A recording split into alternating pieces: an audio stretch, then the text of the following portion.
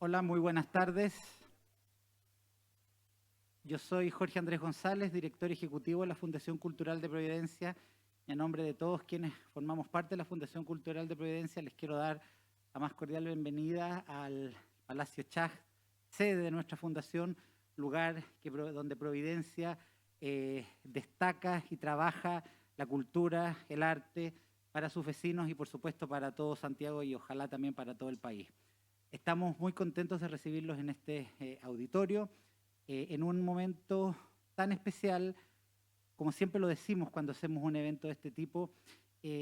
Cada vez que se lanza un libro, creemos que nace una nueva vida que además está llamada a sobrevivirnos a todos los seres mortales, un libro que queda, que se va pasando de generación en generación, y eso siempre nos emociona mucho porque pasa a ser esa vida que nace acá, pasa a ser parte de la historia de este edificio, este palacio patrimonial. Quiero saludar también muy especialmente a nuestros amigos de Penguin Random House, que ya son prácticamente de la casa. Hemos tenido grandes actividades con ellos acá en la Fundación Cultural. Tuvimos un día muy bonito celebrando el Día del Libro, donde vino muchas personas. Tuvimos también la visita de John Katzenbach en el Teatro Oriente, que después de mucho tiempo el libro logró repletar el Teatro Oriente con sus 700 butacas, que hasta ese minuto podíamos tener el aforo 100%, hoy día ya lamentablemente no podemos hacerlo. Ustedes ven que de nuevo tenemos que tener distanciamiento en nuestras salas, por lo mismo les pedimos por favor que sigan todas nuestras indicaciones, permanezcan con mascarilla en todo momento, porque lamentablemente la pandemia nos está pegando, está de nuevo subiendo los contagios y lamentablemente, como ustedes muy bien lo saben, fue muy duro en todo aspecto, pero el mundo artístico, el mundo cultural lo pasó muy mal. Tuvimos que todos separarnos de la belleza, del arte, ¿no? Tuvimos que alejarnos de los teatros, tuvimos que alejarnos del cine, alejarnos de las salas de arte, y ahora ya hemos vuelto un poquitito a la normalidad y por supuesto la invitación es a concurrir, como lo han hecho ustedes ahora, a estos espacios donde giramos en torno al arte y también, por supuesto, como lo dije ese día, el Día del Libro, el libro, ese gran amigo que estuvo ahí acompañándonos en el confinamiento, que estuvo en todas las mesitas, en todos los veladores y nos acompañó y nos reconfortó mientras tuvimos que estar confinados, encerrados. Así que nuevamente bienvenidos, espero que disfruten la velada, por supuesto que ojalá se lleven el libro y lo recomienden, porque eso es la mejor invitación que se puede hacer, como decimos acá, el boca a boca con boca. Así que nuevamente bienvenidos e invitarlos a que también sigan todas las actividades que tenemos en la Fundación Cultural de Providencia. Estamos con una cartelera bastante variada. Aquí ustedes pueden ver acá la exposición de fotos de Cristiana Ninat. También tenemos en la sala mayor arriba una exposición de muñecas japonesas muy, muy bonitas que la pueden visitar durante la semana. Y bueno, por supuesto, todas nuestras actividades del Teatro Oriente. Así que todos muy bienvenidos, muy invitados. Y ahora dejo con ustedes a Paz de Penguin Random House, que también los va a saludar. Muchas gracias. Hola, buenas tardes. Desde Penguin Random House estamos muy contentos esta noche de presentar la nueva novela de Carla. Es una autora queridísima para nosotros, publicada ya hace muchos años bajo el sello Alfaguara. Y Carla ha dicho en varias ocasiones ahora, para quienes han leído sus entrevistas, cierta prensa que ha hecho a partir de este libro, que esta es la novela que más le ha costado escribir. Y en realidad van a entenderlo bastante bien cuando la lean por qué Carla dice esto. Ella ha contado que se demoró 5 años en escribir este libro porque le significó y le implicó una apuesta literaria muy grande, un desafío importante que lo hizo de forma espléndida, porque esta novela, si pudiéramos condensar de qué se trata o qué aborda o qué intenta explorar, es justamente un tema quizás de los más universales y por lo mismo de los más complejos, que es el tema de la pasión, y de la pasión física, carnal, del amor, pero especialmente de la pasión y el deseo. Hay una gran exploración humana en este libro por abordar este tema, sobre todo en ciertos terrenos donde al parecer la pasión se desborda, que es en el terreno de las sombras, del oculto, de las historias paralelas, también de la mentira. Y Carla entra con mucho talento, con mucha inteligencia y con mucha sutileza, un tema que siempre es muy, muy difícil de abordar porque siempre es muy fácil también caer o en lugares comunes y creo que el desafío que le implicó la confirma como una gran narradora y además de su talento por narrar, me encanta cierto desplante que muestra ahora por la diferencia de sus distintos proyectos narrativos. Carla ya creo que esta es su 9ª novela, si no recuerdo mal. Cada novela es bien distinta una con otra y eso siempre me parece bien, bien extraordinario y la confirma como una talentosísima narradora. Así que los invitamos a leerla, a compartirla. No hay lector, creo, que quede indiferente después de leer esta novela. De hecho, he conversado ya con bastantes lectores y todos me comentan una cosa así media visceral que les ha producido, que toman partido por uno por otro. Y eso también creo que es parte de la forma en que Carla indagó y exploró en un tema humano tan, tan relevante, tan complejo, tan, tan común también y tan, tan humano. Y tenemos el gran, gran honor de estar acompañados hoy por Pablo Simonetti, un autor muy querido también que publica bajo el sello Alfaguara.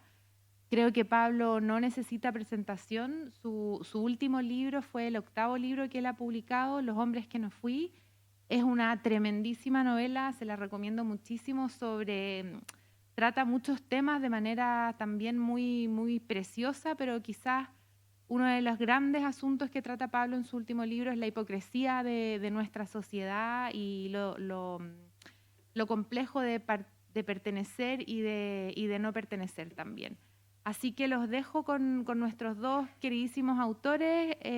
Los invitamos a leer la novela, por supuesto, y a escucharlos ahora. Así que los invito a pasar, Carla y Pablo. Muy bienvenidos.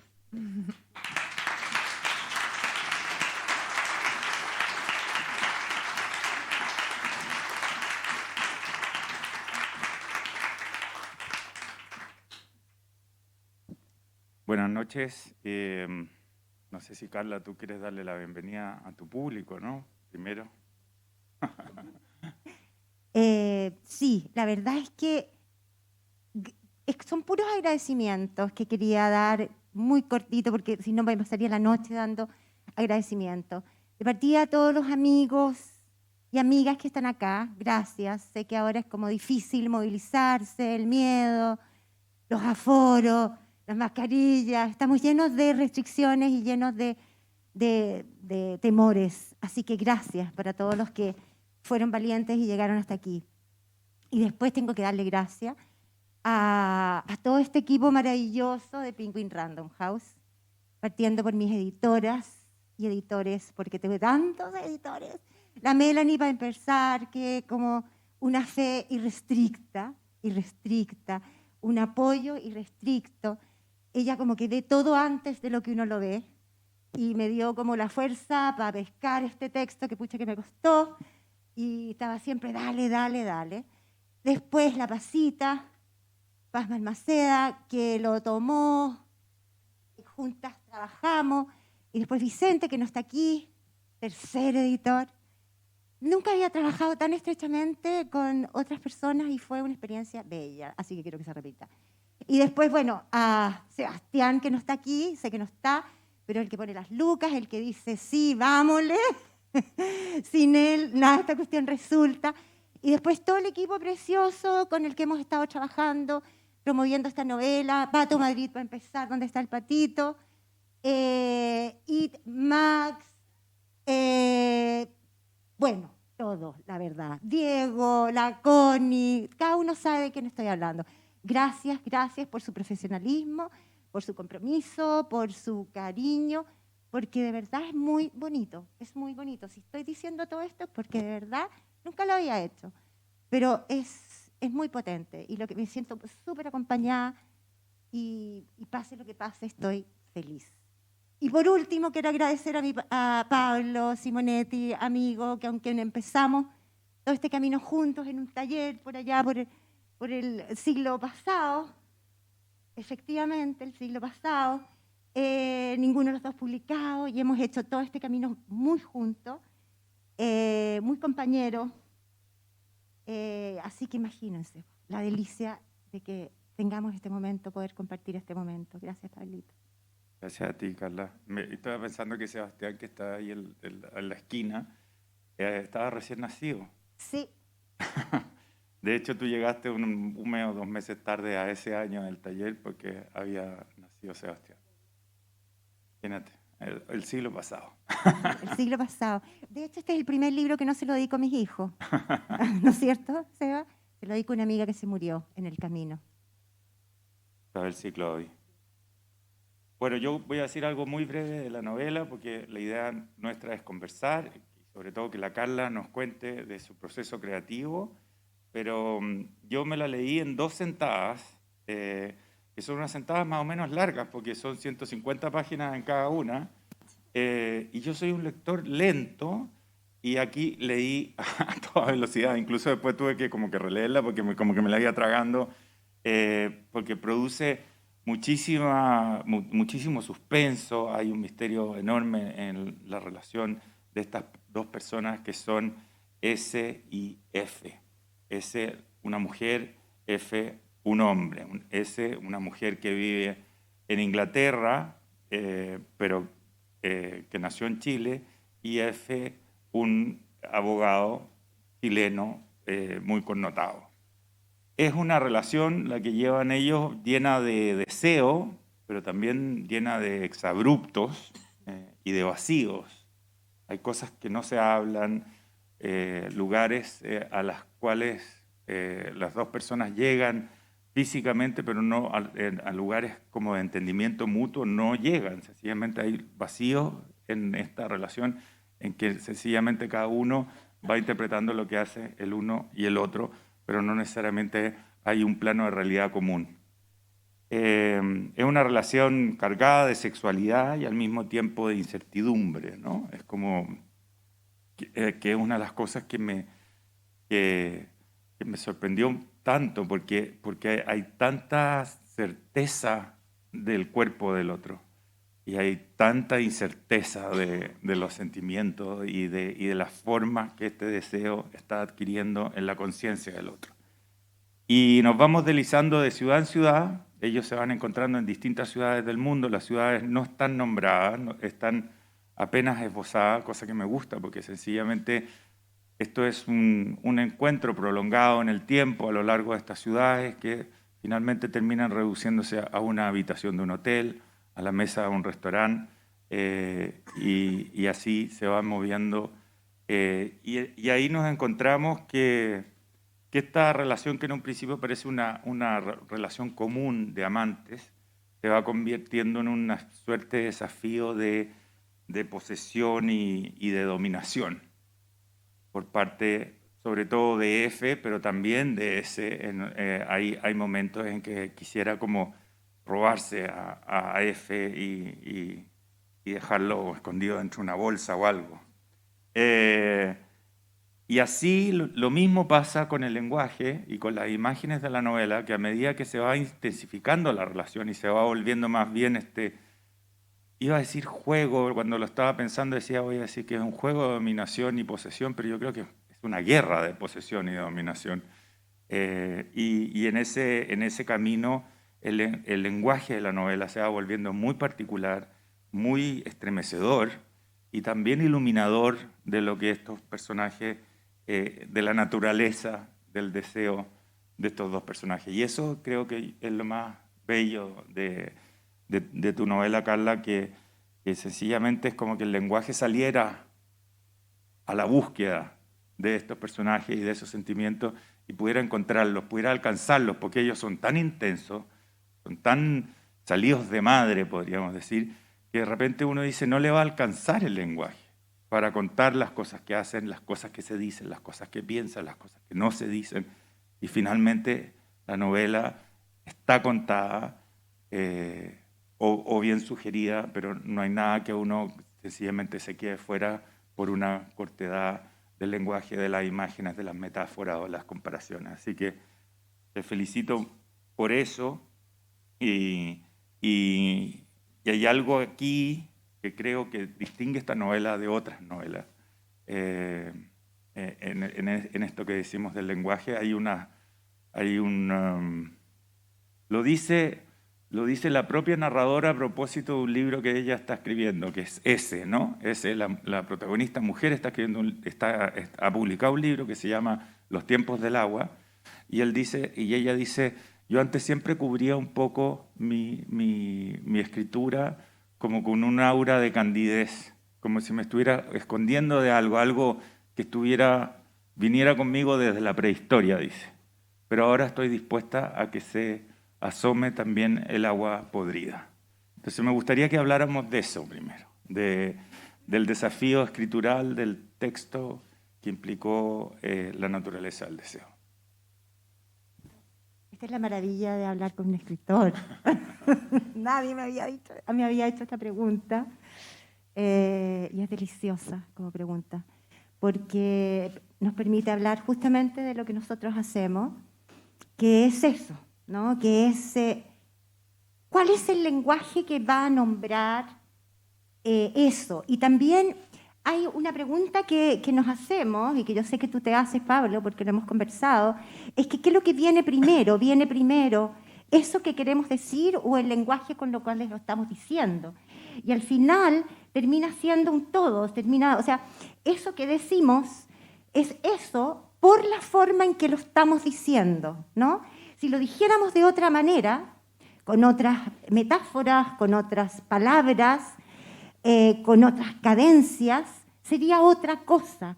Y lo impresionante es cómo se produce, y tú me dices, cómo la búsqueda, cómo es una búsqueda orgánica, ¿no? Es una búsqueda que no es puramente racional, que tiene un aspecto racional, en el cual uno sabe que no quiere irse hacia ese lugar o hacia ese otro lugar. Hay unos ciertos márgenes bastante amplios, por lo demás, en los cuales uno intenta buscar el lenguaje para expresar eso, que tampoco se sabe qué es lo que es eso, hasta que queda expresado. Y claro, como dices tú, ellos se expresan, son dos personajes verbales. De hecho, hay un momento en el cual ella dice que se encuentra con F, y algo que le atrae de él es la posibilidad justamente de tener un intercambio en ese aspecto, en el aspecto del amor que sienten por las palabras, en el amor que sienten por cómo se dicen las cosas. Entonces, ahí hay, y evidentemente esa es la búsqueda que yo hago, que yo estoy haciendo ahí constantemente, que la hacen entre ellos dos, y a la hora de expresarse, uno con el otro también. Uno siente o por lo menos, no sé si se siente, yo no puedo decir lo que se siente con la novela. Se siente. No sé, pero mi búsqueda es que esas palabras que ellos usan sean tan filosas como sus emociones, en el fondo, tan destructivas o tan arrogantes a veces, tan desplicentes, tan amorosas. Y siempre pensando que un diálogo es una suerte de chispazo. El diálogo no es un momento de información, no es un momento para decir de qué va la historia, sino que es un momento de mostrar este personaje en su más profunda existencia a través del lenguaje. Y eso, bueno, es trabajo, pues sí, tú sabes lo que es. Bueno, fueron 5 años de escritura, Sí. ¿no? Sí. Y eso se nota en cada página.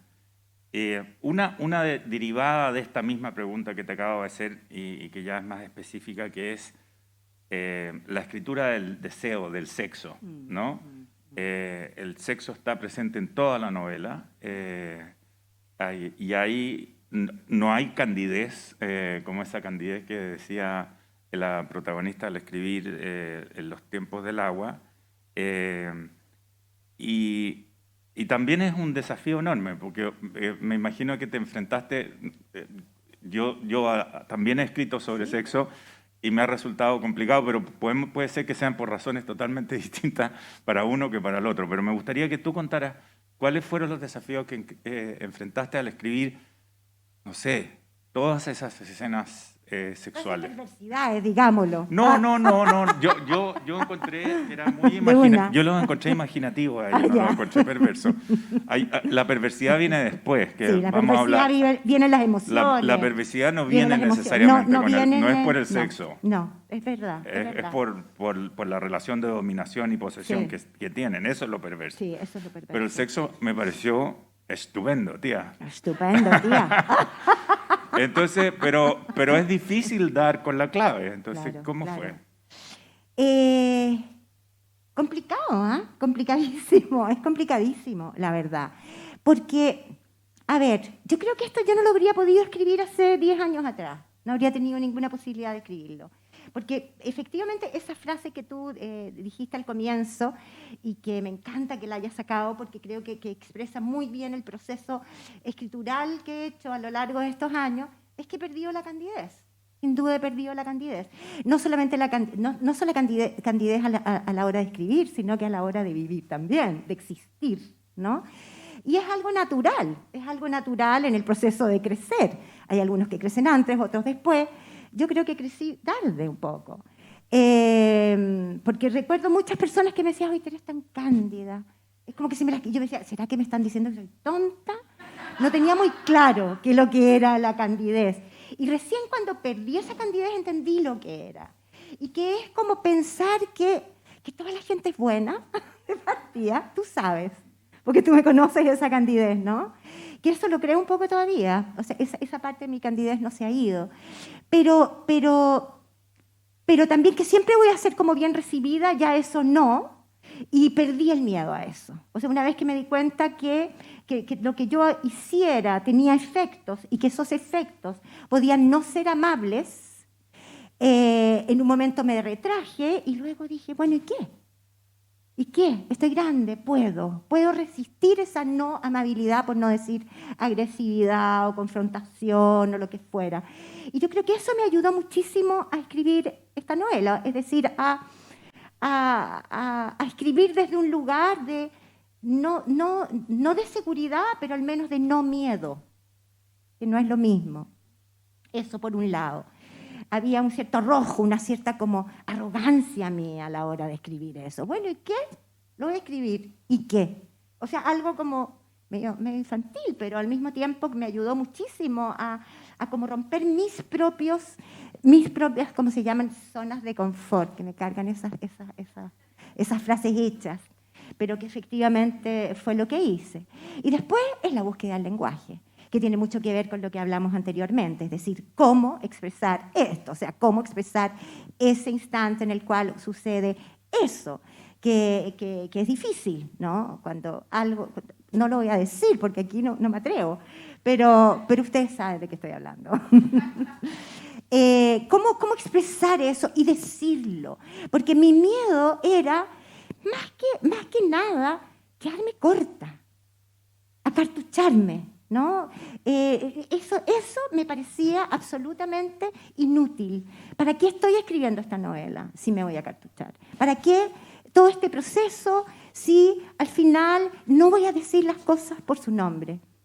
Y nombrarlas fue muy liberador, terriblemente liberador. Y nombrarlas de la forma tras esa búsqueda. Mira, la sensación que tuve yo respecto de las escenas sexuales, te dije yo que parecía que el sexo era como una especie de dios totalitario que sencillamente no les daba alternativa a estos personajes para actuar de otra manera. Sencillamente tenían que arrojarse así como se arrojan el uno sobre el otro una y otra vez, como embistiéndose, ¿no? Y siempre uno, por lo menos a mí me ha tocado que en la escritura del sexo uno siempre corre el peligro de quedarse corto y sobre todo de ponerse melifluo o dulzón o tornasolado o las humedades y esas cosas que son todas terribles. Y también uno tiene el peligro de volverse muy procaz, ¿no? Y de decir las cosas que resulten finalmente chocantes para uno o para el lector o para quien sea.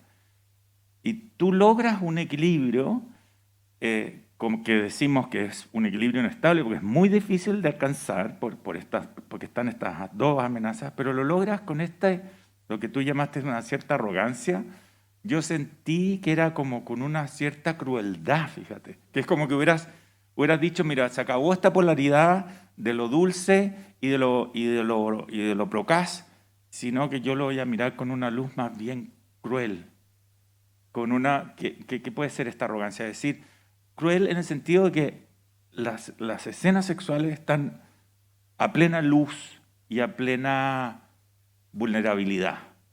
Y eso creo que es muy sorprendente de alcanzar. O sea, qué lindo, pues, Pablo. qué lindo lo que acabas de decir, porque no sé, no tengo nada que decir porque es muy bonito, es demasiado bonito. Ojalá sea cierto. Y se Ojalá siente esa arrogancia. Sí, o sea, y a mí me gustó mucho de eso. A ver, cuando tú me hablaste, tuvimos como un intercambio mínimo de mails, de la crueldad del dios sexo, ¿no? Y yo creo que la narradora misma tiene, porque como lo está escribiendo desde un lugar futuro, es decir, estas cosas pasaron en un pasado, por lo tanto tiene una mirada sobre eso. No está escrito está escrito en presente, pero es un presente literario, ¿no? Porque yo voy cambiando, jugué mucho con los tiempos, pero no con los tiempos en términos reales, sino que los tiempos en términos narrativos, de como juegos narrativos. O sea, lo cuenta desde el futuro, desde cuando ya todo pasó, pero a las escenas se leen en presente. Exacto, uso el verbo en presente en muchas de las escenas. Cambio. Estoy incluso, algo que yo le digo siempre a mis alumnos, por favor, mantengan el tiempo. Y yo lo rompo aquí, pero lo rompo conscientemente. Uno puede romper el tiempo cuando es consciente, cuando lo estás usando. Cuando lo dominas, cuando estás exigiéndole al texto una cierta urgencia. Entonces pasas al presente y adquiere otro ritmo. Vuelves al pasado y se produce otra sensación. Y yo creo que efectivamente ella tiene una mirada sobre eso, y hay una mirada cruel. Hay una mirada cruel sobre sí misma. O sea, hay una mirada cruel sobre sí misma. Ella es plenamente consciente de pronto de su propio patetismo. Hay alguien que me escribió en el Facebook que me gustó mucho, que me dijo, es que mira, voy en la página, no sé, y en una página digo, por favor, le digo, para, no seas... para. Y a la siguiente le digo, ya, por favor, dale. Me decía esta chica. Y es eso, ¿no? Ella tiene esa mirada sobre ella misma cruel, porque sabe lo que pasó. El lector no sabe, pero ella sí sabe lo que pasó.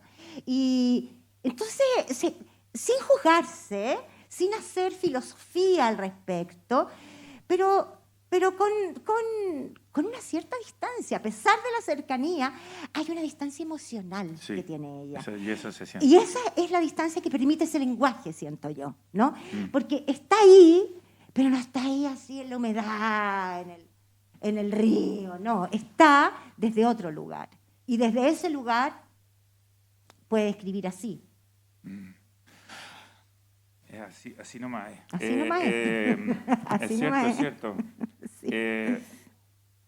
Una cosa más literaria antes de que entremos propiamente a los personajes que son el plato fuerte de la novela y de esta conversación, que es las descripciones a mí me asombraron, porque dice, no sé, la ciudad uno dice, llegamos a una ciudad helada. Después habla de otra ciudad que F se afana tratando de encontrar el equilibrio perfecto del aire acondicionado, y uno empieza a pensar, bueno, ¿cuál de estas ciudades será?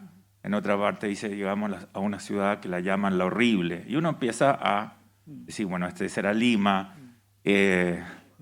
la del aire acondicionado parece que es Cartagena de Indias, y así empieza uno en otros están en Barcelona, yo tratando de ubicarme. Pero tú le quitas la identidad a la ciudad, y dices en un momento que dice, bueno, finalmente todas estas piezas de hotel son una más o menos igual a la otra, ¿no? Como que empiezan a perder la identidad de la ciudad, del hotel donde están o de lo que sea. Pero al mismo tiempo, como que hay un afán muy notorio de dar con descripciones que sean muy reveladoras del momento, de los estados de ánimo. Y en eso tiene mucho que ver los sonidos, por ejemplo. Me acuerdo en un minuto dice, y sonaron las campanas de una iglesia, creo que dice, abstractas, como un ruido interior, o algo así, como un sonido interior. Que marcan así. Claro, Sí, que marcan. y uno se emociona muchísimo porque uno se ubica en ese lugar sin que te digan que está ahí en la ciudad y que la pieza era de no sé qué color. O sea, hay mucho de eso, el mar era negro, había un viento cruel. Entonces me gustaría cómo concertaste eso, porque es común a todas las ciudades que deben ser, no sé, 13 ciudades creo que son, o algo así. Creo que sí. A ver, es súper interesante, porque primero está como todo lo que uno habla ahora de la novela, la verdad es que cuando escribí, yo no sé, a ti también te pasa, supongo, cuando uno está escribiendo la novela no sabe todas estas cosas, ¿no? Sino que, quiero agregar una cosa. Sí, en todo esto siempre hay agua. Ah, sí, el agua. Y el agua nunca deja de escribirse. Es un agua congelada, es el agua de la lluvia, es el agua de una laguna oscura, un pozo negro. Siempre el agua de la piscina, cuando ella va a nadar en una mañana, también. Siempre el agua está descrita y las sensaciones en el agua. Y la novela se llama Los tiempos del agua. Sí. Entonces, no sé, siento como que tú hubieras salido de lo ordinario del trabajo de descripción y te hayas ido como a una especie como de reinos tuyos, que tú los revelas a través de las descripciones. ¿Alguien está grabando todo esto que está diciendo Pablo, por favor? Hay que transcribirlo. Yo lo quiero. Sí. A ver, voy a ir por parte, porque las dos cosas están. Me encanta la unión que hiciste, porque yo no la había hecho, Pablo. Yo no había hecho esa unión. Lo que iba diciendo es que finalmente el resultado o lo que va ocurriendo no es un proceso consciente, no es que uno diga, ok, voy a escribir poniendo las ciudades aquí, pero finalmente en la escritura hay ciertas cosas que no tienen importancia, o sea, que van quedando como una atmósfera. Y de a poco me fui dando cuenta que todas estas ciudades que ellos visitan y revisitan en algunos casos, es como una película que está ahí dándose, ¿no? Es como son estos lugares que son como un fondo. Son el fondo, si esto fuera una obra de teatro, este sería el fondo, sería lo que hay detrás de los protagonistas. Los protagonistas están adelante, la historia, la pasión está ahí adelante y esto va transcurriendo. Entonces hay una sensación que es la que ella escribe en algún minuto que dice, no importa dónde estemos, siempre somos él y yo enfrentándonos a nuestros fantasmas o enfrentándonos uno al otro, a nuestros cuerpos, independientemente del entorno. Pero al mismo tiempo van cambiando. Porque esto tampoco funcionaría en un solo lugar, porque ese cambio de espacios también, ellos son anónimos, les da una suerte de anonimato, son una pareja, son un hombre y una mujer transitando en la geografía y en las emociones, en el cual siempre en primer plano está eso, está esa caricia, está esa palabra, está ese gesto, ¿no? Y estos grandes movimientos, porque pucha que andan en avión en esta novela. Andan en avión, andan en auto, caminan, visitan, van a museos. Hay una cantidad de cosas, pero que están simplemente delineadas. Están, como dices tú, uno ve ese movimiento, pero ese movimiento... Entonces buscar eso que tú dices, eso, la campana, es producto de una edición gigante, por supuesto, porque primero hay 80 cosas, po. Está el loro, está todo, los pájaros o lo que sea, ¿no? Las texturas, la comida. Había, en unas primeras versiones yo tenía hasta los menús y me entretenía muchísimo buscando qué es lo que iban a comer, porque sentía que era parte como de ese encuentro sensual, ¿no? De la comida. Y todo eso voló, porque fue necesitando que estos dos personajes permanecieran en primer plano. Y luego el agua, que me encanta esa asociación que tú haces. El agua es extraño, pero la primera, y esto es así es, lo he dicho antes, pero así es, porque hay veces que la gente puede pensar que uno inventa, ¿no? Que uno inventa como para hacerse la chora, la historia. Pero esta es la primera imagen, Pablo, que tuve de esta novela y que me persiguió y decía, ¿dónde la voy a meter? Porque tengo que meterla, porque sé que está en el centro, pero no sé de qué forma está en el centro.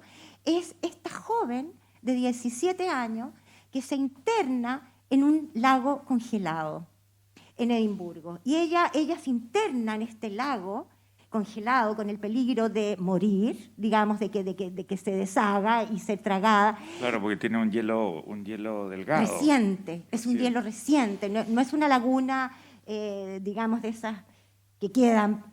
No, es una laguna que perfectamente puede resquebrajarse. Y ella avanza, 1 kilómetro, 2 kilómetros. Yo la veía avanzar. Pero no solamente eso, sino que había un hombre que la estaba observando.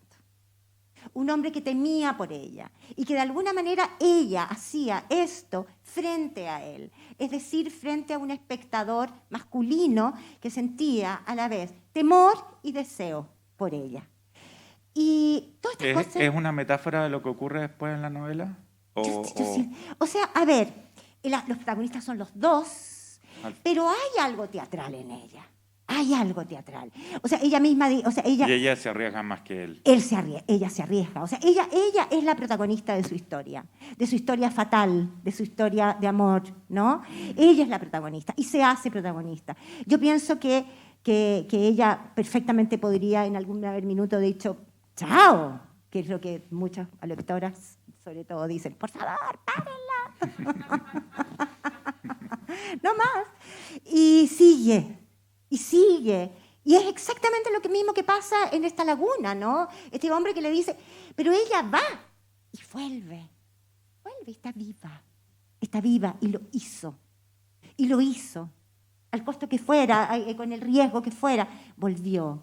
Y siento que la novela finalmente es esa, es ese mismo círculo. Y el agua estaba en esa imagen, pero el agua, para mí personalmente el agua es algo muy potente. Si tú piensas, yo tengo una novela que se llama Nadar desnuda, que empieza con o sea, no sé si empieza, pero tiene también esta imagen que fue germinal en esa novela, que era de estas dos amigas nadando desnudas en una piscina de noche. Esa es la imagen germinal de Nadar desnuda.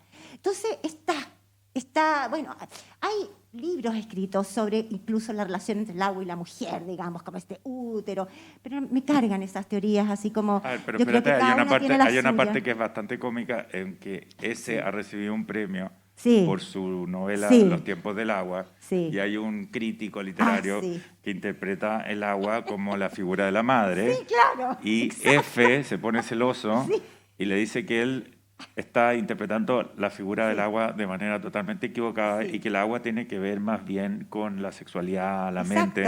En este caso es una de las pocas veces que F tiene toda la razón. Sí, tiene toda la razón. O sea, si F es un personaje agudo. Y efectivamente el crítico está hablando puras bobadas, lugares comunes, ¿no?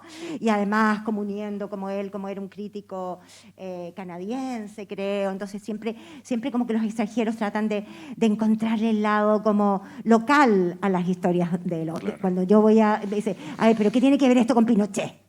¿O qué tiene que ver esto con lo que sea? ¿Sí o no? Claro. Siempre trata, y hay veces que muchas veces sí tienen, caso Nadar desnuda era una historia de unos exilados, pero no siempre. Entonces, claro, ahí me río muchísimo de todas estas figuras, ¿no? De estas figuras que como que crean una teoría perfectamente lógica y la consideran que esa es tu novela. Y tú les dices, ¿cómo les vas a decir? Oye, ¿sabes que no? Esa no es mi novela, ¿no? Y lo dice F. Le dice, esa no es la novela que escribió ese. Claro. Pero también le está echando a perder a ese todo el beneplácito que le está dando el crítico a ella, ¿no? Es que, ¿sabes qué? Es que esa escena me encanta que la hayas traído a colación porque esa es la ambigüedad de la vida. Creo que en esa escena está porque dices tú, exactamente, él desarma a este crítico en el sentido de que es más inteligente que el crítico y desarma su teoría, pero al mismo tiempo este crítico es un hombre que la va a llevar a las cúspides de la intelectualidad francesa, porque esto ocurre en París, va a aparecer en las mejores revistas. Por lo tanto, al enfrentarse al crítico, le está, de alguna manera, cercerando todas sus posibilidades de transformarse en un escritor internacional. Tiene esa dualidad, pero es que la vida es así. Tiene esas dualidades, o sea, no hay actos intrínsecamente malos, como sí hay algunos, evidente, pero hay muchos. La mayoría habitan en ese espacio intermedio, ¿no? En ese espacio intermedio en que tienen ciertos aspectos que son positivos y verdaderos, pero que al mismo tiempo son terriblemente destructores o negativos. Es difícil que algo sea inequívoco, de que algo que tú hagas, que digas, sea inequívoco. Yo alguna vez te escuché decir, a propósito de esto que dices ahora, que el agua, por una parte, puede ser un elemento que te contiene, que Exacto. te nutre, que te permite estar vivo, pero a la vez te puede arrasar, ¿no? Exacto, tal cual. Y eso es la relación que tienen Tal cual. S y F, ¿no? Absolutamente. También, justamente porque el agua es como aparentemente tan inocua, ¿no? Agua. ¿Hay algo más inocuo que el agua? Y al mismo tiempo, ¿hay algo tan poderoso como el agua? Porque justamente por esa capacidad de metamorfosearse, ¿no? Ahí ya, vamos a darle la razón al crítico sí, efectivamente dentro del útero hay agua, es cierto. Pero si nosotros pensamos en nuestra experiencia diaria, meterse una tina, es decir, hay una relación de ese elemento que toca la piel, que es muy protectora, que te produce algo. Y bueno, y el agua al mismo tiempo tiene esa fuerza. Te puede ahogar. Exacto, todos esos H2, millones y millones y millones y millones de H2O que arrasan, o que simplemente en calma también te puedes ahogar. Te salió la bióloga. Me encanta la bióloga. Sí, esos Sí. millones de H2O. moléculas de H2O. Esas millones de moléculas de H2O Sí. que pueden ser inocuas y al mismo tiempo tan poderosas. Me fascina, me fascina esa posibilidad, ¿no? Y que es una metáfora de tantas cosas. En el No, fondo. y hay mucha agua negra en la novela. Hay lagunas Sí, negras, sí. hay pozos negros. Sí, sí, Sí. sí. Incluso en un minuto que no es agua, pero es un viento negro que uno podría como asociarlo. El mar a veces está negro también. Yo siento que el agua en esta novela es más bien un elemento amenazante, tal como el sexo. Sí. Yo no sé si era Jung, creo que decía que el agua y el sexo, que cuando aparecía agua en los sueños, era sexo. Pero bueno, otra gente dice que son otras cosas, cada uno con su arquetipo. Pero hay mucha negrura de esta agua. Bueno, porque además esta laguna, vamos a contar un poquito de la historia, la laguna, esa primera laguna que es la primera imagen de la novela, que no es la primera imagen, pero es la que me surge a mí como... Es la primera en el tiempo que se cuenta. Es la semilla de la novela.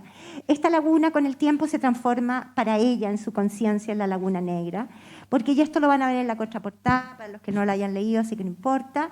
Ella pierde un hijo, y ese hijo muere ahogado en otra laguna.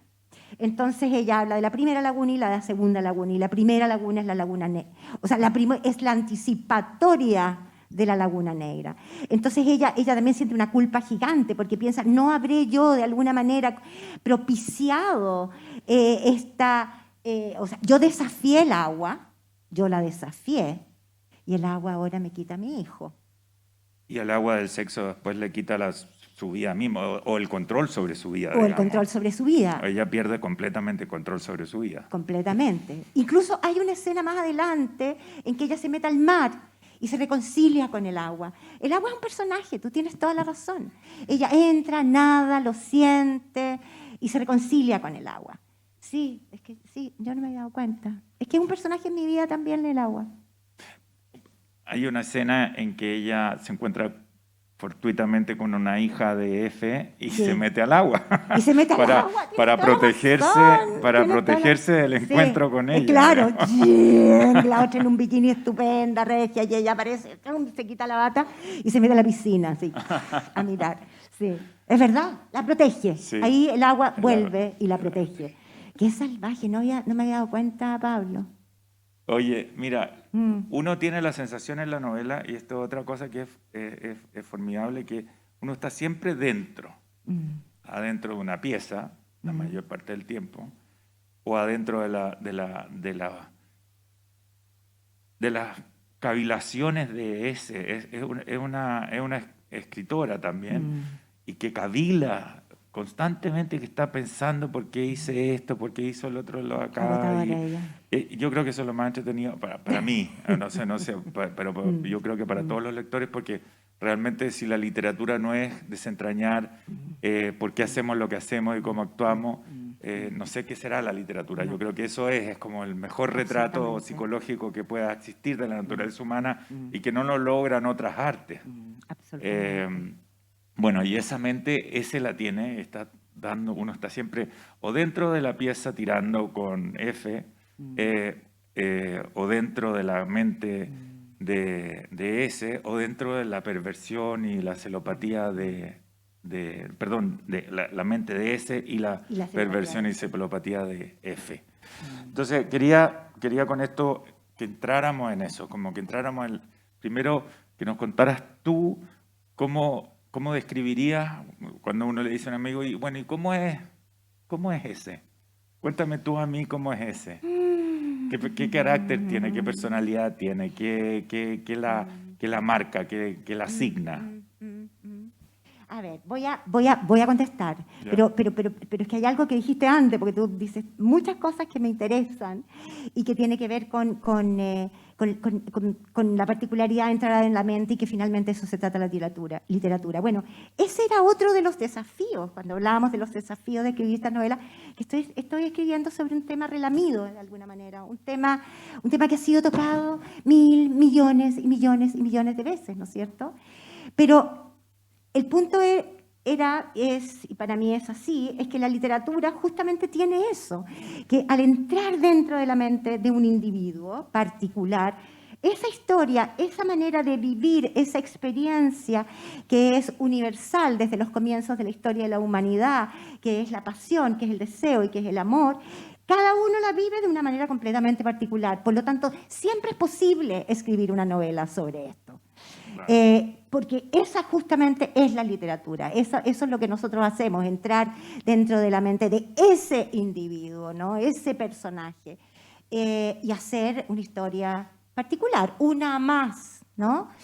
Y en ese sentido, perdón, ¿qué me iba a decir? No, lo que digo es la naturaleza, y que quiero que lleguemos ahí, porque Sí. la naturaleza del deseo de S y de F es totalmente particular, es algo de ellos. Absolutamente. Y que tiene unas características muy particulares que las vamos a ver, ojalá después del final. Pero entonces, primero sí, yo creo que sí. para llegar ahí tenemos que conocer Saber un poco quién es más a S y quién S es F, y un sí. poco más a F. Claro. A ver, en términos así concretos, ya hay varias cosas que ya las hemos visto. Es escritora, es una mujer que nace en Inglaterra, es decir, no tiene ninguna relación directa, vivencial con Chile, lo que la hace como de ningún lugar. Y ahí, bueno... Su familia Claro, son es chilenos, chilena. exilados, pero que ella nació en Inglaterra porque eran una pareja muy joven, media hippie, que llega a Inglaterra, exiliada, y que luego tienen esta hija. Y esta hija es ese.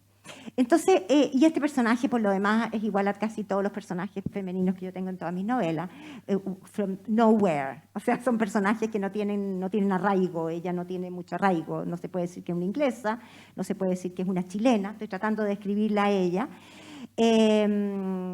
Y ¿Ese desarraigo la marca en su relación con F? Yo creo que absolutamente. Como que F le diera un sentido de lugar. Exacto. Y ese lugar está en las habitaciones de los hoteles. Exacto. Y por eso también está este pasar de los lugares. O sea, en el fondo el arraigo de ella no es geográfico, porque tiene intrínsecamente un desarraigo geográfico en el sentido de que ella misma cuenta que sus padres estaban siempre con las maletas hechas y las tenían debajo de la escalera durante años, ¿no? 10 años, para esperando el día en que cayera Pinochet y ellos pudieran volver, cosa que después se mueren los dos y nunca vuelven, ¿no? Pero está esa promesa, la tierra prometida, ¿no? La tierra prometida que no es solamente un país, sino que también es una vivencia, es un lugar de pertenencia, no es Chile, es un lugar de pertenencia de todos los desarraigados de la historia. Y ella tiene eso. Entonces, yo creo que eso también hace que esta mujer tenga esa capacidad de introducirse en esta experiencia, que es una experiencia que ella sabe desde el comienzo que es una experiencia transitoria, ¿no es cierto? Ella misma dice, al principio, bueno, si él es casado, vamos a ir por él para poder entender un poquito los personajes. Él es un chileno, es casado, es abogado, es bastante connotado. Pero muy digamos, de la vieja aristocracia. Muy de la vieja aristocracia que tiene apellidos. O sea, está rodeado de formas. De formas, claro, esos que tienen apellidos que tienen calles y todas esas cosas. Claro, él es un hombre muy convencional, entre comillas, porque después lo vemos fuera, que no tiene nada, tiene nada de convencional.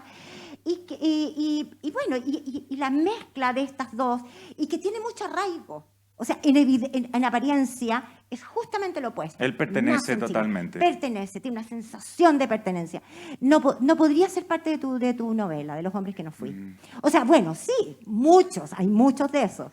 Hay muchos de esos, efectivamente. Tú transitas. No, el personaje transita en medio de esos hombres, ¿no? Claro, que sí tienen arraigo. Que tienen ese arraigo.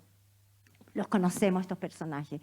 Bueno, entonces él es eso, y estas dos, este arraigo, desarraigo que se encuentran, yo diría que eso marca muchísimo quiénes son cada uno, o sea, así como mirados desde fuera. Ahora, más profundamente es una mujer, bueno, que la pérdida de su hijo, que lo que ha hecho que esté protegida emocionalmente. O sea, eso es un poquito lo que nos pasa. O sea, yo creo que a todos. Es decir, el dolor profundo, llega un momento en que tú buscas las formas de anestesiarte ante la posibilidad de que ese dolor vuelva. Entonces está anestesiada. Y no solamente anestesiada, sino que protegida. Ha hecho diques. No quiere sentir, no quiere enamorarse, no quiere volver a las emociones fuertes. Y eso creo que para mí me interesa más. Porque no es una mujer que esté buscando así, a ver dónde está la próxima emoción, ¿no?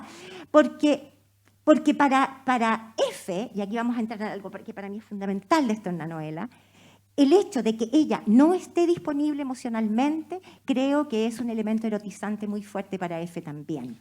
Claro, o sea, F, si hay algo que marca a F es su sentido de la propiedad, de la posesión, lo que decíamos. Y del heroísmo también, o sea, a ver, porque la historia en el fondo la mueven los dos, ¿no? La mueven los dos, es una historia que se va siendo movida por los dos, pero que básicamente, ¿qué es lo que va ocurriendo entre ellos? Se van entrando cada vez más profundamente en esta pasión, pero al mismo tiempo van produciendo obstáculos. A ver, pero aquí hay una cosa que en ese adentramiento en la pasión, hay dos cosas que me llamaron la atención. Uno, que ese es siempre reluctante, pero al llegado el minuto los que hubo es la primera en saltar. Sí. Hay una escena que me sorprende mucho, que es cuando ellos están decidiendo si van a ir por primera vez a Chile y y él le dice, sí, vamos a ir. En realidad es la segunda vez, pero dice, vamos a ir y todo. Entonces ella entra al sitio de la aerolínea y compra el pasaje y después se queda mirando a F y le dice, ¿está bien? ¿Estás seguro? ¿Tú quieres? Y yo digo, pero si ya compró el pasaje. O sea, ese tiene una dualidad, porque por una parte siempre lo dice también en un momento saliendo de un aeropuerto, ¿no? De policía, sale afuera y dice, me quiero tirar encima de él y abrazarlo y besarlo y que él no me deje nunca y que me arrase completa. Pero al mismo tiempo como que no quiero que me... no quiero que entre y me abrace. Que me hace arrasa. Claro, Entonces como que al claro, final como que le da un claro. abracito así. Sí. Pero después va y Sí. se lo come vivo igual. Sí. O sea, tiene, Sí, tiene, sí. tiene un high and low, no sé cómo Sí, más pero explicarlo. es que yo siento que, pero es que de eso se trata todo. O sea, de eso se trata todo, de construir personajes justamente que no sean unívocos, que no sean un cuerpo, que justamente, yo creo, o sea, esa es la naturaleza humana. Porque aquí podríamos decir que este libro también se podría llamar la naturaleza humana, ¿no? En que están todos esos elementos. Uno no puede decir, ese quiere esto. No. ¿Cuándo sabe uno exactamente qué es lo que quiere? Lo sabe por periodos cortos de nuestra existencia y luego ya no sabemos. Es un constante no saber, buscar qué queremos saber. Y yo creo que todos esos vaivenes de ella están claros. Y sobre todo también, o sea, está eso. Y por otro lado, está la naturaleza del deseo. Bueno, pero espérate, Ya, antes de que ok. lleguemos. La naturaleza del deseo. Porque la naturaleza del deseo yo creo que F tiene mucho que decir. Contemos un poco de la personalidad de F. Ok, F es un tipo muy seguro de sí mismo, Ujú. hasta cierto punto de la novela, en que empieza a sufrir por la belleza de S, por el deseo de S, porque lo que S lo hace sentir. Pero en general un tipo seguro de sí mismo, un tipo mundano, culto, pero que el deseo para él no es no sé, yo siento que él entra al deseo, como tú dices, como una forma, él está conquistando. Absolutamente. Y lo que le interesa es la predador. conquista, no necesariamente la otra Es un persona. predador, exacto. Es depredador. Depredador, no Sí. predador. Depredador. Bueno, sí, también Siempre es me predador. corrige. Siempre tiene la razón, además. Predador también sirve. Ya.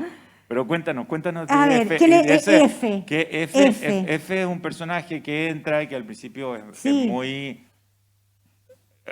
usa sus formas para ser Sí. encantador y qué sé yo, y de repente sentimos la mordida de él, ¿no? Que es una mordida fuerte, la toma a ese con una fuerza increíble, pero cada vez eso se va como debilitando y él empieza como a sufrir. Entonces me gustaría que Ese proceso ese proceso de la de personalidad la de F. personalidad de F. La verdad es que F yo lo fui conociendo en la medida que fui escribiendo la novela, o sea, dándome cuenta quién era F. No, yo nunca conozco muy bien, demasiado profundamente quiénes son mis personajes. Tengo atisbos, o sea, sabía que dentro de este personaje había algo que era destructivo, lo tenía claro. ¿Qué forma iba a ser destructivo? No tenía claro. Sabía que los celos iban a ser un ingrediente importante, pero cómo iban a entrar en los celos no sabía.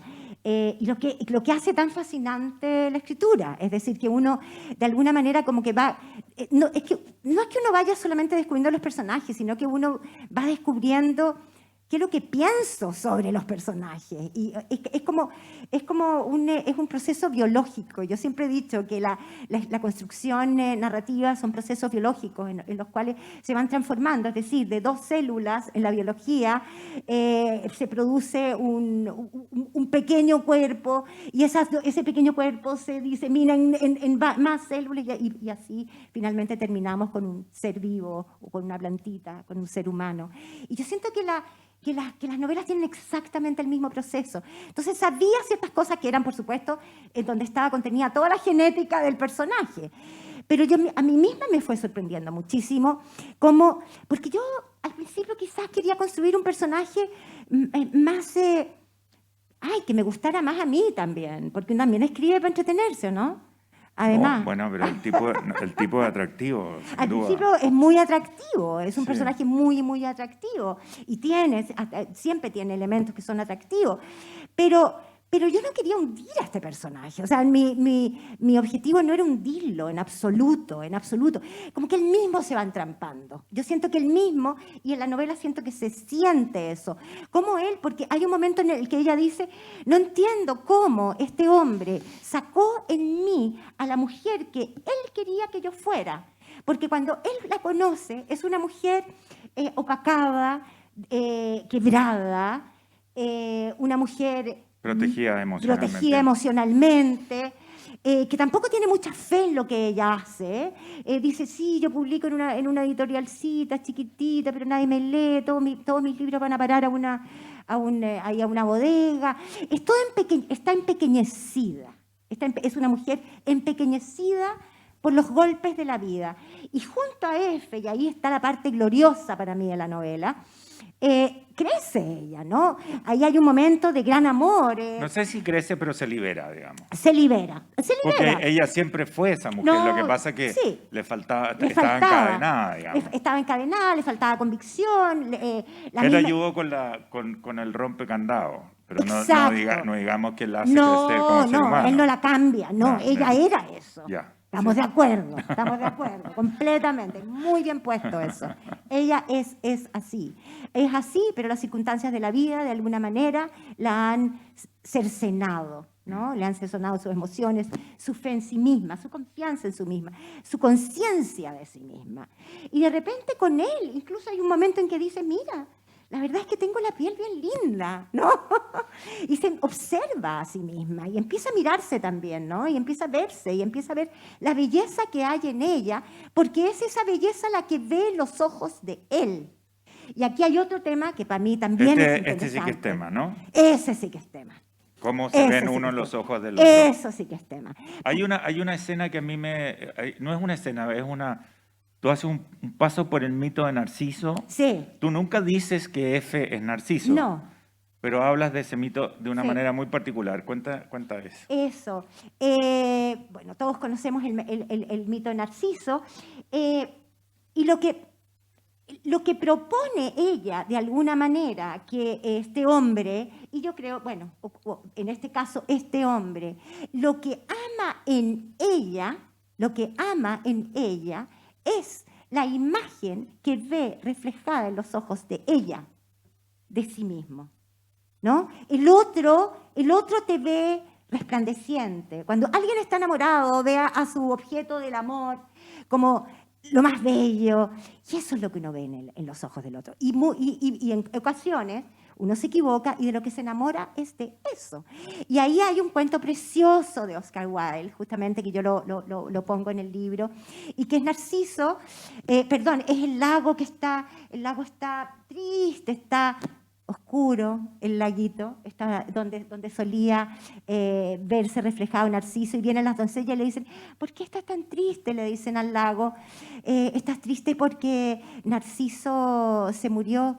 No, sí que a mí no me importa Narciso, yo estoy triste porque ya no me puedo ver mi belleza en los ojos de Narciso. Entonces, está eso, ¿no? Y yo siento que eso es un temazo, ese es un temazo en la existencia, no es un temazo, es un tema existencial, ¿no?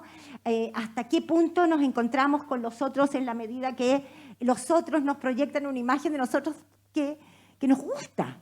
Bueno, ¿no? pero gusta. si uno compara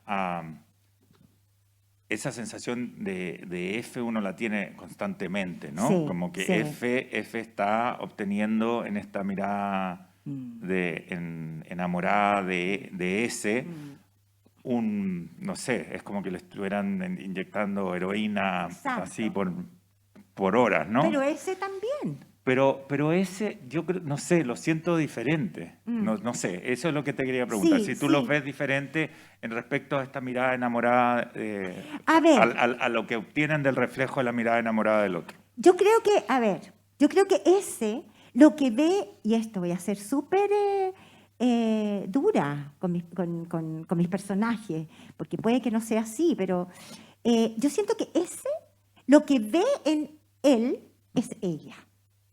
O sea, ella es una mujer bella, es una mujer inteligente, es una mujer sensual.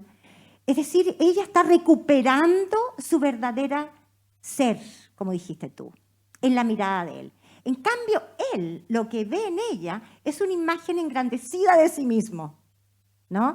En lo cual yo siento que ambos son responsables. en lo que ella le devuelve y en lo que él quiere ver también, ¿no? Hay momentos en que él se pasea por la ciudad tomándose fotos del reflejo de ellos dos en los escaparates, por ejemplo.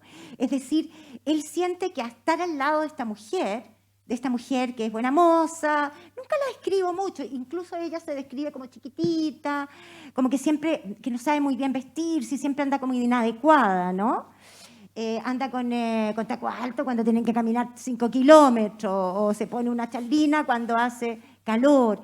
Pero Bueno, y él también tiene una habilidad muy particular para hacerla sentir inadecuada. también. Porque él siempre está tan Él adecuado, está porque perfecto. con todas las generaciones de aprendizaje es muy Imagínate, adecuado. pues, él sabe exactamente cuándo hay que ponerse tal cosa y tal otra, y ella no tiene ese código. Y ella misma dice, yo no tengo ni código, mi mamá se vestía con saco, porque su mamá era hippie, y bueno, se hacía su vestido. Ella no tiene la tradición del código del bien vestir, ¿no? O del bien vivir incluso, y él las tiene todas. Y ahí es donde también él ejerce un poder sobre ella en eso. Ahora, ella se salva porque ella es más inteligente que él. Ajá.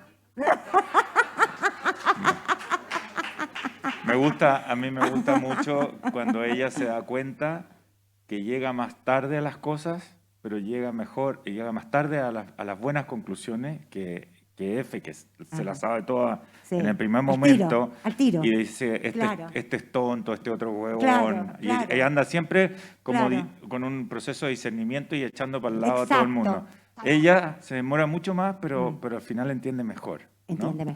Entiende mejor. Exacta. Es más lenta, pero más inteligente a la larga. Exacto. O sea, se detiene, duda, teme, pero ya, avanza. Con todo eso aprendido, todo eso pensado, todo eso avanza. En cambio, él... Y ahí también hay algo como más profundo con respecto a las certezas, y que hemos hablado nosotros tanto, ¿no? De las certezas, o sea, cómo las certezas al final son es una red en la que estás atrapado. O sea, las certezas, no hay que eliminar las certezas, Sí. sin duda, y más en la literatura. Entonces, ahora la gran pregunta, La y gran el pregunta, título de la novela, que es lo que es la ya que naturaleza del deseo. claro, conocemos bastante más a S, Sí. conocemos a F. ¿Cuál es la naturaleza del deseo que los une? Que es una naturaleza muy particular, creo yo. A ver, es que el deseo... Pero No quiero que... no digamos que todo el deseo es así. No, pero es que lo que pasa es que el deseo de ellos es así. Ya, eso es lo que quiero, El que deseo hablemos de de esa ellos- naturaleza y de ese De esa deseo. naturaleza. El deseo de ellos es el deseo que, a ver, en la palabra deseo, y para ellos, estoy hablando como en general, pero es así en ellos. La palabra deseo es ansiar algo que no se posee. Y en la medida que se posee, ese deseo termina de ser deseo. O sea, eso está en el centro de la novela, ¿no? Está en el centro de la novela. Porque cada uno siempre va empujando, ella y él, van empujando las cosas hacia otro lugar. Ok, Quieren más. quieren más, porque ese deseo... Quieren más tiempo juntos, quieren más Exacto. intimidad. Y Al en principio- un minuto llegan a soñar en una vida juntos. ¿no? Llegan a soñar. O sea, el deseo original es el otro, es nada más que el otro, es que el otro te mire, ¿no? Todos sabemos eso. Es que el otro te mire. No, pero ¿Y este ese deseo deseo tiene algo enfermo. ¿Que alguien te mire? No, el de ella. No, es que lo que pasa, Pablo, es Porque, que yo no porque creo. es destructivo. Todos conocemos Lo que hay pasa es deseos que espérate, son constructivos. Es que el deseo es destructivo. Eso es lo ¿Siempre? que yo siempre. Eso es lo que yo planteo en la novela. El deseo, hay otras formas de amor, muchas formas de amor. Pero el deseo pasional es destructivo. Bueno, pero digámoslo No así, está- hay mucha gente que se desea intensamente, con la misma intensidad y voracidad con que ellos se desean aquí, y desencadena finalmente un proceso de enamoramiento que terminan teniendo una vida juntos, durmiendo uno al ladito del otro calentito y sin tirar mucho. Exacto. Sí. Tú lo has dicho, qué bueno, porque pensé que no lo vaya a decir. Eso pasa, Ya, ok. pero en este caso eso no puede pasar. No, eso no puede pasar. Pero yo creo que tiene que ver con quiénes son ellos, cómo son ellos, por qué son ellos, qué miedos tienen ellos. No solamente es un tema que, o tú crees que ellos en el fondo solamente enarbolan el Dios deseo y todo lo demás es una amenaza para ese Dios que ellos quisieron levantar. Es que yo creo que las circunstancias en las cuales ellos se encuentran finalmente son trágicas, son completamente trágicas, ¿no? Yo no veo una posibilidad de ese amor de terminar durmiendo con cucharita el resto de la vida. No veo en esa pasión. ¿Cómo se origina? ¿Qué es lo que le atrae cada uno del otro? Lo que pasa es que a ella le atrae de él, finalmente, es que es inaccesible. Y lo que le atrae él de ella es que, o sea, claro, a él de ella, de que también es inaccesible, es decir, pertenece a otro mundo, no solamente vive a distancia geográfica, pero también a distancias de otros aspectos. Son inaccesibles el uno para el otro. Y esa inaccesibilidad profunda, germinal, es la que de alguna manera permite esa fuerza, ese derrame, que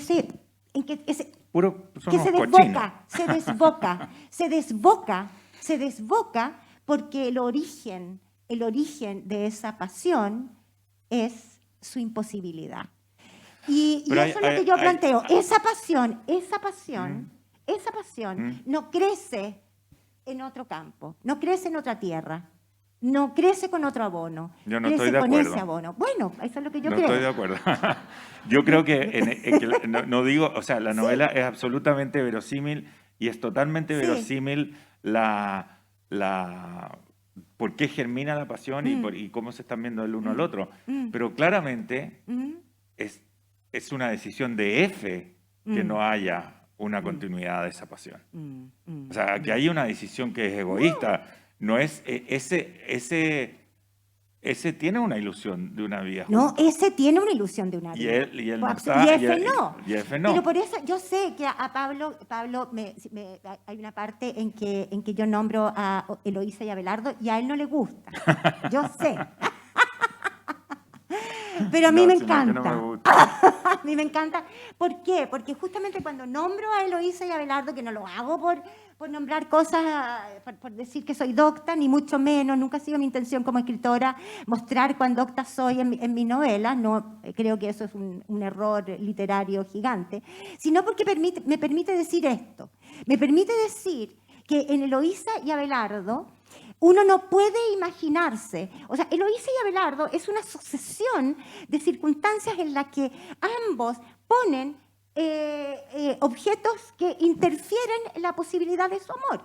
Hay una escena que está en la novela en que los dos se han arrancado al bosque y están durmiendo agotados en el bosque después de haber dejado a ella, a su marido, el rey, etc. Y están los dos ahí durmiendo con la espada de Abelardo al centro. Interesante, ya eso es un símbolo gigante, ¿no? Están juntos, pero está la espada de Abelardo. Y en la noche llega el rey, saca la espada de Abelardo, pone la suya y se va. Los podría haber matado, ¿no es cierto? O podría haber pasado piola, haber decidido que no. Y sin embargo dice, ¿sabes qué? Este amor queda consagrado bajo mi voluntad.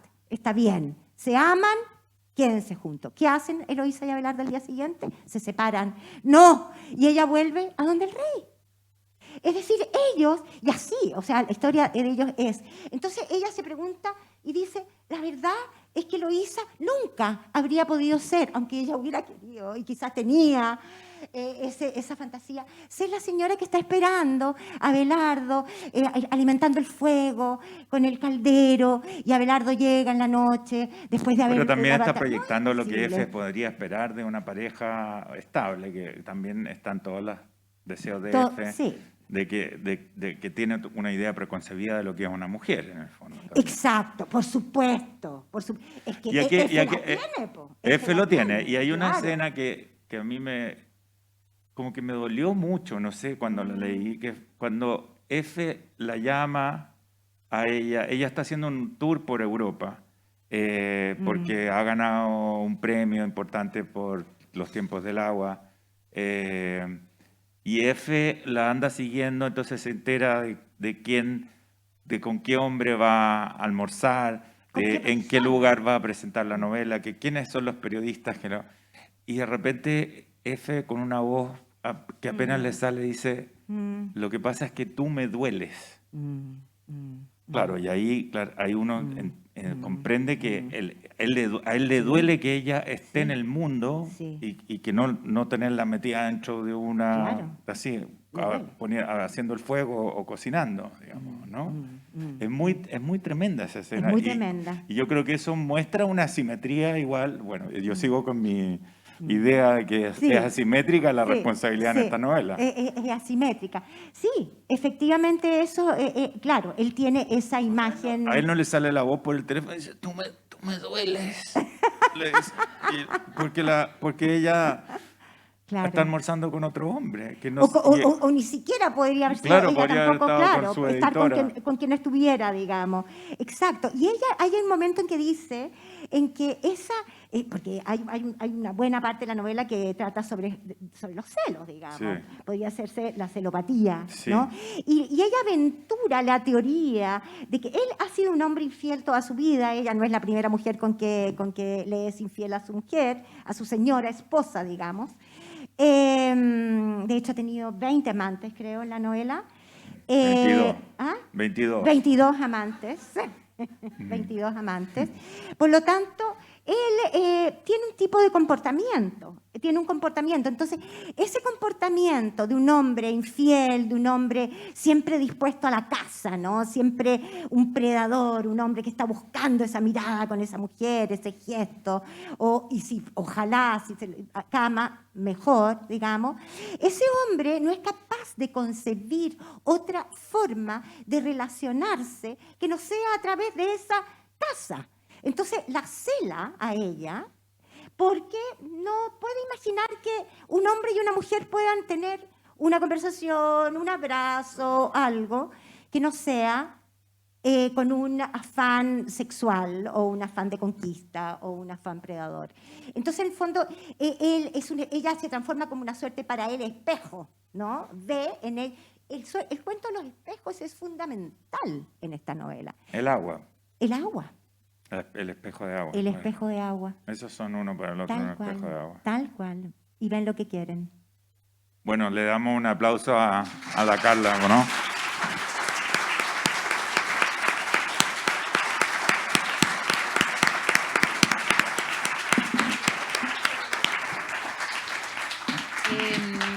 Creo que no puede haber mejor manera de demostrar todos los temas que despliega esta novela y todas las cosas que abre Carla en esta novela, que esta conversación. Pablo, muchísimas gracias. Asombrosa, como siempre, tu lucidez. Y los invitamos ahora. Carla va a firmar ejemplares en el lobby de la Fundación y agradezco también especialmente a la Fundación. Muchísimas gracias por recibirnos hoy día. Gracias a todos.